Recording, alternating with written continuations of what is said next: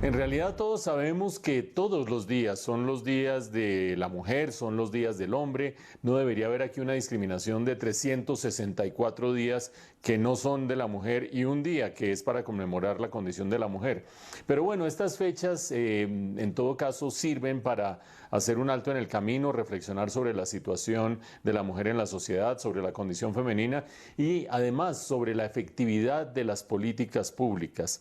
Y en esa medida creo yo que las cifras que ha dado la Fundación Pares de su investigación de lo sucedido en el año 2023, comparándolo con el 2022, pues apenas dan una luz al final del túnel, pero no llegan a ser del todo alentadoras, especialmente cuando en el año 2023 ya estaba de lleno el gobierno de Gustavo Petro, el actual gobierno del actual presidente, que ha tenido o que tuvo por lo menos en campaña, no tanto en sus ejecuciones, como bandera la igualdad de género y el tratamiento específico hacia las mujeres para darles mayor participación en la administración pública, mayor participación laboral y políticas específicas para mejorar su condición.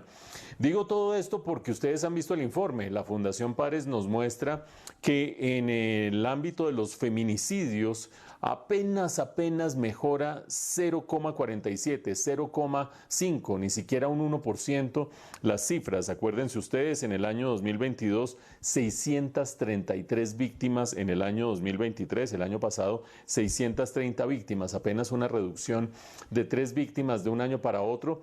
Además, teniendo en cuenta que estas cifras muestran por lo menos 2 víctimas al día, eso sin tener en cuenta que todas estas cifras, las de violencia de género, las de violencia intrafamiliar, las de delitos sexuales, suelen esconder una subregistro en la medida en que la gente no se atreve a denunciar, en que hay una presión social y hay una presión del entorno familiar para que no se den este tipo de denuncias. Entonces, primera cifra, esta reducción de apenas 0,5% en los feminicidios es bastante preocupante, teniendo en cuenta especialmente que hay 2 áreas del país, Bogotá, que registró un aumento del 32% y Antioquia un aumento del 22%. En el resto del país las cifras en promedio bajan de manera importante. Después tenemos las cifras de violencia intrafamiliar. La violencia intrafamiliar no solamente afecta a las mujeres, de hecho, según la Fundación Pares, afecta en un 70% de los casos a las mujeres y en un 30% de los casos la violencia intrafamiliar afecta a los hombres. Allá hay una caída un poco mayor de 1,9%, no es para hacer fiestas, no es un cambio de tendencia significativo, pero al menos se estancaron el aumento de los casos de violencia intrafamiliar y se registró ese aumento de 2%. Donde sí hay una reducción del 2%, perdón, donde sí hay una reducción significativa es en el caso de los delitos sexuales. Insisto, por lo menos en aquellos que fueron denunciados. Hay una caída del 15,5%. Pero hay, la otra cara de la moneda, hay un par de datos interesantes y en algún caso escandalosos. El primero de ellos es que estamos hablando principalmente en un 60% de los casos de personas menores de 17 años de edad que sufrieron los delitos sexuales. Digo personas porque en este caso estamos hablando de también mujeres, pero también hombres víctimas de delitos sexuales y sobre todo los menores de 11 años constituyen el 30% de los casos. Esto es una barbaridad.